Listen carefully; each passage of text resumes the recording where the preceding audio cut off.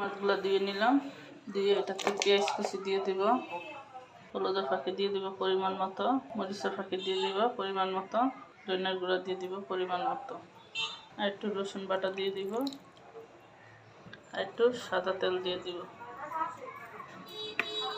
আর একটু লবণ দিব, দিয়ে মাছটি আমি ভালো করে মেখে নেব। আমি কড়াইটা বসিয়ে দিব চুলায়, কড়াইতে সামান্য একটু তেল দিব, দিয়ে প্রথম বেগুনগুলো দিব,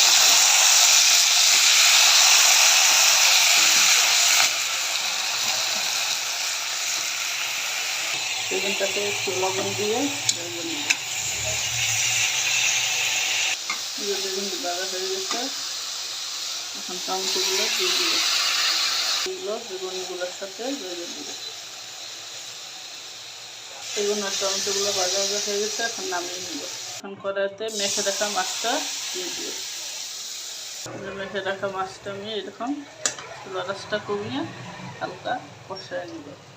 এই যে আমার মাছগুলো কষানো হয়ে গেছে, ওকে একটু পানি দিব, কষানো মাছে এখন বেগুন আর টমেটোগুলো দিয়ে দিব। এখন দুইটা কাঁচামরিচ ফাঁকি দিয়ে ঢাকনা দিয়ে এখন নাড়াচাড়া দিয়ে দিব। এগুলো এই যে আমার চচ্চড়ি হয়ে গেছে, এখন ধনিয়া পাতা দিয়ে নামিয়ে নেব। বেগুন আর টমেটো দিয়ে ছোটো মাছের চচ্চড়ি রান্না করা, অবশ্যই সবাই কমেন্টস করে জানাবেন।